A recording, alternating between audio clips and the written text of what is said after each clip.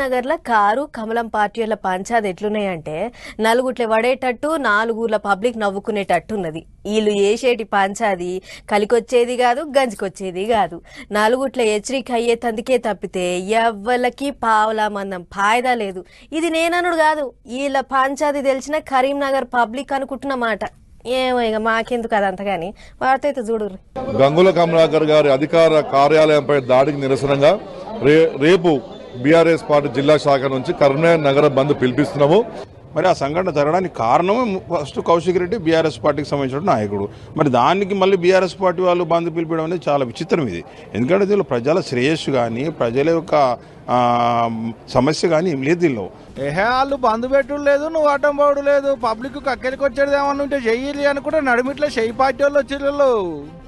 ఈ బంద్ అనేది ఏదో పిలిపించినట్టు మాకు తెలిసింది. అసలు దేనికోసం బంద్ చేస్తున్నారు? మీరు కొట్లాడుకుంటే ప్రజలకేం సంబంధం?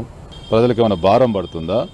రెండు పార్టీలు వ్యక్తిగతంగా మాట్లాడుకొని అది కూడా ఒక నటన చేసి బీజేపీకి బీఆర్ఎస్కు మరి చీకటి ఒప్పందం లేదు అని అనిపించుకోవడానికి కోసం ఒకరి మీద ఒకరు దాడులు చేసుకున్నారు. కరీంనగర్ లో కార్ పార్టీ వాళ్ళకు కమలం పార్టీ వాళ్ళకు ఉన్నాడు. మళ్ళీ లొల్లి పుడితే car party MLA sir camp office మీద ఎగబడ్డారు. కార్ అద్దాలు వలకొట్టి పొలక చేసారు కమలం పార్టీ వాళ్ళు. ఇక గాలులికే శనివారం నాడు కార్ పార్టీ వాళ్ళు కరీంనగర్ బంద్ కు పిలుపునిస్తే పోవద్దని పువ్వు పార్టీ వాళ్ళు అనబట్టిరి. ఎవరికి ఎక్కడికి వచ్చాడు పంచాయతీ అని షెయి పార్టీ వాళ్ళు తిట్టబట్టిరి. ఇక అసలు పంచాయతీ ఏడ పుట్టిందంటే కరీంనగర్ లో ఒక దొంగతనంకు సంబంధించి రాబరీకి సంబంధించినటువంటి ఇష్యూను అనవసరంగా ఇష్టారాజ్యంగా ఎవరికోరు మాట్లాడుకొని వ్యక్తిగత దూషణలు చేసుకొని దాడులు చేసుకొని ఇదేదో ప్రజలకు సంబంధం ఉన్నట్టు మళ్ళీ వాళ్ళ మీద వాళ్ళే దాడులు చేసుకొని వాళ్ళకు వాళ్ళు సహకరించుకొని చీకటి ఒప్పందాలు బరాబర్ ఉంటాయి. కరీంనగర్ లో ఉన్న ఒక బంగారం దుకాణంలో దొంగలు పడితే Bandi Sanjay sir CM sir అడుగుతలేడు. వాళ్ళు వీళ్ళు దోస్తులు అని కార్ పార్టీ వాళ్ళు అన్న కాడ పుట్టింది.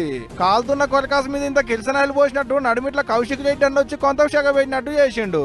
ఇంకేముంది, వాళ్ళ మీద కీళ్లు వీళ్ళ మీద కాళ్ళు దువ్వుకోడు, మాటలు అనుకోడు, పడితే లేపుడు, కారద్దాలు వాళ్ళ కొట్టుడు.